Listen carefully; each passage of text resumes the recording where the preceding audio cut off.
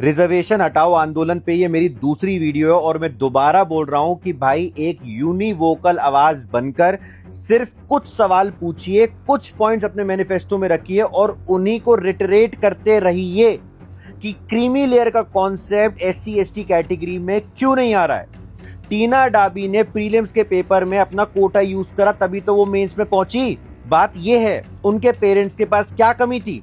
आपके पास बढ़िया से बढ़िया गवर्नमेंट नौकरी थी, आप एलएसआर से पढ़ी हुई थी, अब हमें नहीं पता आपने कोटा लेके पढ़ा कैसे पढ़ा, पढ़ी हुई थी, उसके बाद भी कोटा यूज हुआ। सेकेंड टाइम, सेकेंड जनरेशन, ये सवाल पूछना है, ठीक है। और आप लोग अगर इसी बहस में लगे रहेंगे ना कि एक बोलेगा रिजर्वेशन हटाओ, दूसरा बोलेगा कास्ट हटाओ, दोनों सुनने में बहुत अच्छे लगते हैं बट दोनों प्रैक्टिकल नहीं है, क्योंकि ग्राउंड पर मोरली दोनों कैसे हो पाएंगे? एक सरकार नहीं होने देगी, दूसरा मोरली लोग इधर उधर भटकते रहेंगे, नहीं होने देंगे वो चीज, ठीक है। हर इंसान का अलग ओपिनियन होगा, बट जो मैनिफेस्टो लेवल पॉइंट्स है किसी रिफॉर्म, किसी चेंज को लाने के लिए मैनिफेस्टो चाहिए होता है, उसकी डिमांड्स चाहिए होती है और आपको अपनी डिमांड सामने रखनी पड़ेंगी। मैंने पार्ट 1 में बताई थी, पार्ट 2 में भी डिटेल्स में लिखी हुई है, नहीं तो क्लिक करके देख लीजिए।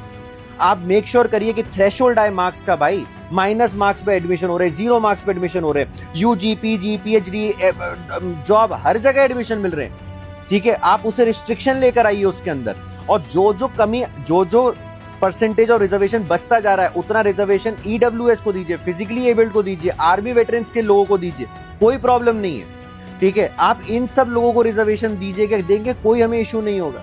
बट बात यह है कि जिस रिजर्वेशन को इतने सालों से एक तरीके से रखा हुआ है और बढ़ाया जा रहा है, कोशिश करी जा रही है उसके टॉप लेन को 50% को ब्रीच करने की, बहुत जगहों पे ब्रीच हो चुकी है सिर्फ पॉलिटिक्स के लिए, उससे क्या डिस्क्रिमिनेशन हट रहा है?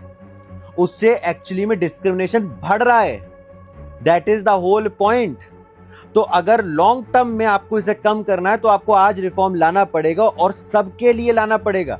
और इसमें एससी एसटी कैटेगरी के बहुत सारे ऐसे लोग हैं जो जय भीम वाले अंबेडकराइट क्रिएटर्स को फॉलो करते हैं। आप उनसे एक बार पूछिए कि भाई इन लोगों के 5-6 लाख फॉलोअर हैं, इनके फादर्स के पास रिजर्वेशन होगा, उसके बाद ये अच्छे अच्छे कॉलेज में पढ़े, कोई आईएम इंदौर में, कोई कहीं, हमें नहीं पता कोटा इन्होंने लगाया नहीं लगाया, बट था तो बात सिंपल सी है। अगर आप एससी एसटी कैटेगरी से, तो आपके बच्चों को क्यों मिलना चाहिए वो कोटा? आप ये सवाल पूछिए। That is the point. Any reform is possible when you put out the manifesto. Otherwise, आप 5 मिलियन पे पहुंचे हैं, अब धीरे धीरे ग्रोथ धीरे हो जाएगी, आप 6 मिलियन पे धीरे धीरे पहुंचोगे, फिर लोग भूलते चले जाएंगे। Reform is needed. Read the manifesto, watch the part 1, share it with these people and spread it.